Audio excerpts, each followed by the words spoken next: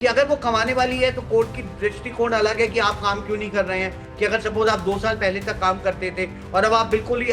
आश्रित हो गए हैं हस्बैंड पे और आपकी कैपेबिलिटी है, let's assume for a moment कि हस्बैंड भी असिस्टेंट प्रोफेसर है और आप भी असिस्टेंट प्रोफेसर है और अब आप 2 साल से काम नहीं कर रही हैं, तो कोर्ट का ये मानना है कि पिछले 5 साल 10 साल तक आप जब काम कर रहे थे और आपको 5 लाख 10 लाख 15 लाख रुपए साल की सैलरी मिल रही थी और अब आप बिल्कुल काम ना करें और एक्सपेक्ट करें कि वो हस्बैंड अगर वो कमा भी रहा है उतना पैसा वो आपको दे दे, तो कोर्ट का एक वो भी है। दूसरी बात आती है कि लड़की उस वक्त अगर कमा रही है तो ये भी देखना होता है कि वो क्या कमाई पर्याप्त है उस लड़की को अपना मेंटेनेंस अपनी जिंदगी को जीने के लिए, क्योंकि उसको वही एक लाइफस्टाइल की आदत है जो उसने पिछले कई सालों से एक विवाहित जीवन में बिताया है। देखिए कई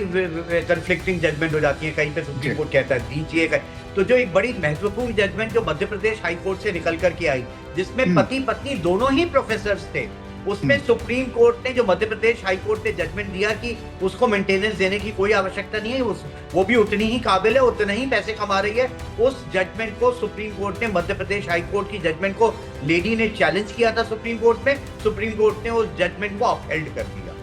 तो सुप्रीम कोर्ट का ये भी व्यू है। कई जगह जजमेंट में सुप्रीम कोर्ट कहता है कि अगर लड़की कमा रही है तो वो पर्याप्त नहीं है कि आप कोई मेंटेनेंस नहीं देंगे। तो ये बहुत विप्लव हर केस के अपने फैक्ट्स, अपने सर्कमस्टांसेस और अपनी बेंच पे निर्भर करता है। एकदम स्ट्रेट जैकेट फॉर्मूला मैं आपको कहूं कि इतने पैसे देने हैं, क्योंकि बहुत सारी चीजें देखनी है मेंटेनेंस पे कि लड़का पे अगर आप मेंटेनेंस मांग रहे हो, अगर उसके वृद्ध पेरेंट्स हैं और उनका कोई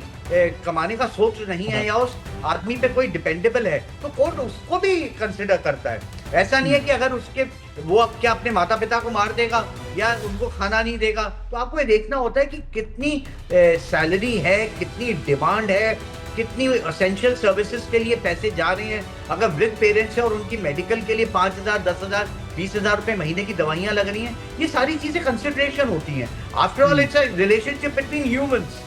ये कोई मशीन नहीं है कि 2+2 आपने किया तो 4 हो गया या 4 - 2 किया तो 2 हो गया।